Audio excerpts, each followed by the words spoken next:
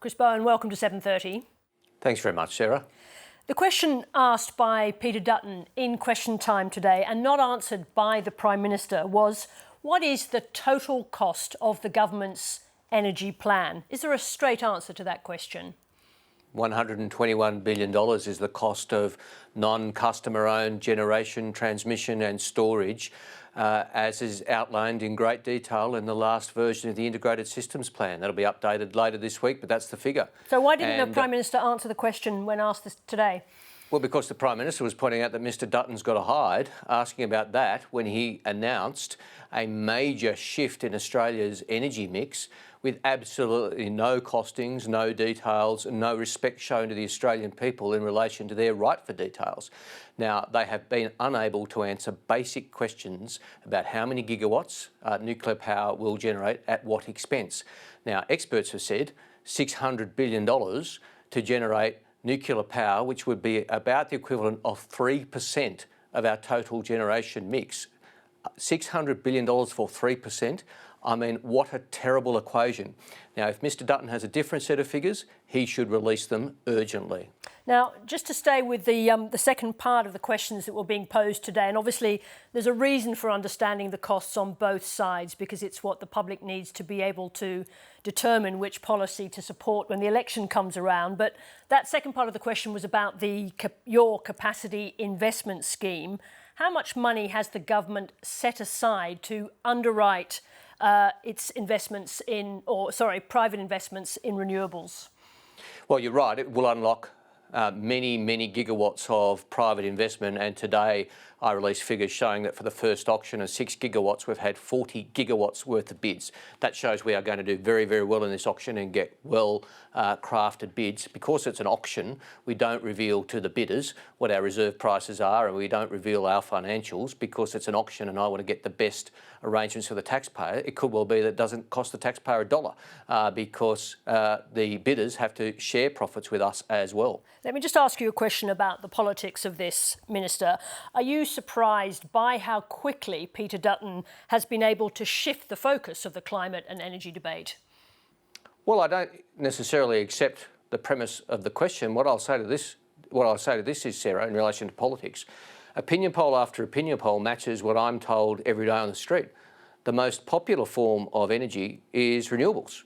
As well as being the cheapest form of energy. The most popular form of energy is renewables. Then there's daylight, then there's gas, and then there's more daylight, and then there's coal with nuclear at the bottom. Now, Mr Dutton saying he wants nuclear power to be a key change for Australia's energy system going forward. He can't tell you how much it's going to cost. He can't tell you how many gigawatts he'd generate.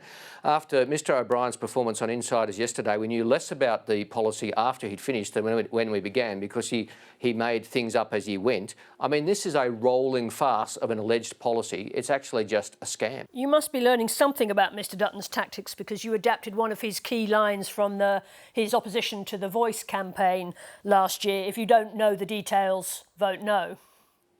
Well, if they won't let you know, vote no. Mr Dutton said we needed more details about an advisory committee. He said we needed more details about an advisory committee on Indigenous affairs, and if we couldn't get those details, then Australians should vote no.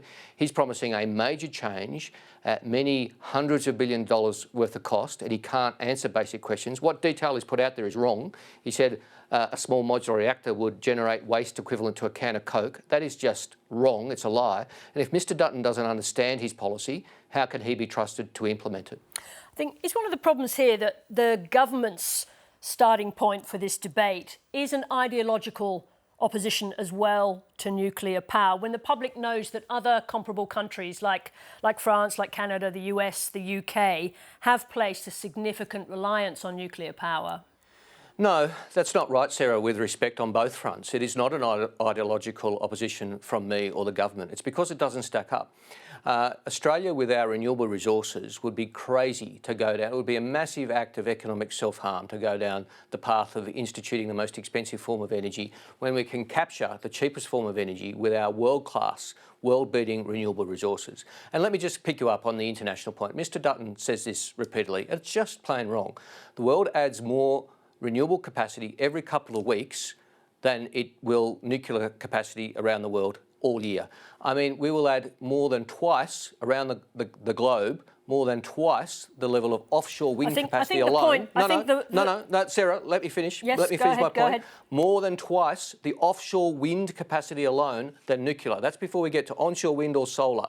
I mean, it is absolute chalk and cheese. The number of gigawatts of nuclear capacity is infinitesimal that's being added around the world compared to the massive rollout of renewables right around the world. It would be a massive own goal for Australia to walk away from that, which is what Mr Dutton wants. I think the argument in those countries, and I think it's also the argument that Peter Dutton and Ted O'Brien have made, is they're talking about nuclear as a part of a mix, not to replace in total. And once 3%, again, 3% of our energy mix at a cost of $600 well, billion dollars. We don't know exactly because we don't know what size of reactors. We don't know And to make their nuclear policy work, Sarah, they need, and some of them admit this, some of the nationals in Queensland admit this, they need to slow down the rollout of renewables to make their nuclear policy even vaguely work. Now, you've appointed Matt Keane to head the Climate Change Authority. Now, back in 2021, cautiously, he saw a potential role for nuclear energy in the mix. Have you discussed those views with him?